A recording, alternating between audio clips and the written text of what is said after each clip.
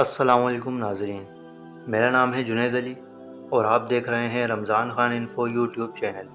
ناظرین، آپ نے دنیا میں کئی علاقوں کے بارے میں سنا ہوگا کہ وہاں بہت خوبصورتی ہے، قدرتی آبشار ہیں، بلند و بالا پہاڑ ہیں، سبزہ ہے، لیکن آج میں آپ کو ایسے تاریخی مقام اور ایسے علاقے کے بارے میں بتاؤں گا کہ آج دنیا کی خوبصورت ترین جگہ بھی اس علاقے کا مقابلہ نہیں کر سکتی۔ اس جگہ پر ایک دور ایسا بھی آیا جب اس کے حکمران غرور اور تکبر کرنے لگے۔ ناظرین، اس جگہ کی بات کرنے سے پہلے کچھ لفظ سبا کے بارے میں جان لیتے ہیں کہ اس کا کیا بیک گراؤنڈ ہے۔ ناظرین، سبا عرب کا ایک قبیلہ ہے جو فور فادر سبا بن یشجب بن یعرب بن قحطان کے نام سے مشہور ہے۔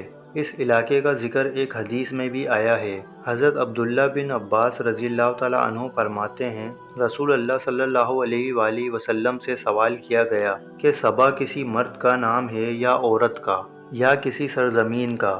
نبی پاک صلی اللہ علیہ وآلہ وسلم نے فرمایا، سبا ایک مرد تھا اور اس کے 10 بیٹے تھے۔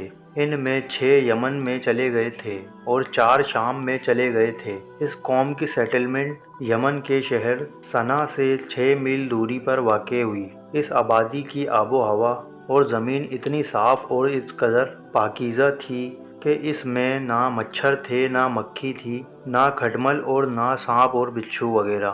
یہاں تک کہ آب و ہوا اتنی پاکیزہ تھی کہ اگر دوسرے علاقے سے کوئی شخص اس شہر میں آ جاتا یا گزرتا تو اس کے کپڑوں میں کیڑے ہوں وہ سب مر جاتے۔ وہاں کا موسم بھی بہت اچھا تھا، نہ زیادہ گرمی تھی اور نہ زیادہ سردی تھی۔ اسی طرح اس زمین کے باغات میں بھی بہت زیادہ پھل آتے تھے۔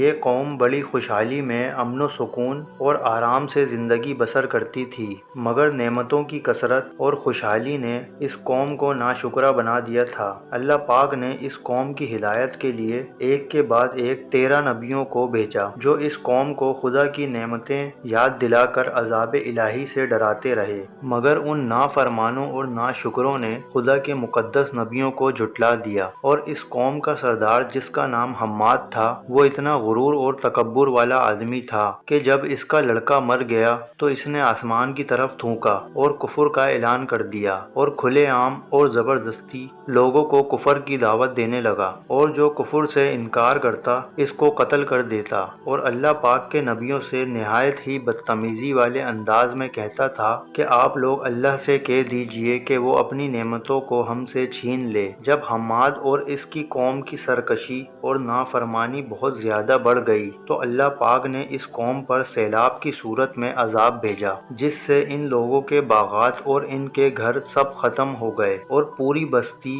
مٹی میں دفن ہو گئی، اور یہ قوم اس طرح تباہ و برباد ہوئی کہ ان کی بربادی ملک عرب میں ایک مثال بن گئی۔ عمدہ اور لذیذ پھلوں کے باغات کی جگہ جنگلی بیروں کے خاردار اور خوفناک جنگل ہو گئے، اور یہ قوم عمدہ اور لذیذ پھلوں کے لیے ترس گئی۔ ناظرین، یہ سیلاب کیسے آیا؟ اس کے بارے میں کتابوں میں یہ وجہ بیان کی گئی ہے کہ قوم سبا کی بستی کے کنارے پہاڑوں کے بیچ میں ڈیم بنا کر ملکہ بلقیس نے یہاں 3 بڑے بڑے تالاب نیچے اوپر بنا دیے تھے، اور اس ڈیم کا نام سد معارب تھا۔ ایک چوہے نے خدا کے حکم سے بند کی دیوار میں سوراخ کر دیا اور وہ سوراخ بڑھتے بڑھتے بہت بڑا شگاف بن گیا، یہاں تک کہ بند کی دیوار ٹوٹ گئی اور اچانک زوردار سیلاب آ گیا۔ بستی والے اس سوراخ سے بے خبر تھے اور اپنے گھروں میں چین سے سو رہے تھے کہ اچانک سیلاب کی لہروں نے ان کے گھروں کو تباہ و برباد کر دیا اور ہر طرف بربادی اور ویرانی ہو گئی۔ اللہ پاک نے قوم سبا کے اس ہلاکت والے سیلاب کا تذکرہ فرماتے ہوئے قرآن مجید میں ارشاد فرمایا، بے شک سبا کے لیے ان کی آبادی میں نشانی تھی، 2 باغ داہنے اور بائیں اپنے رب کا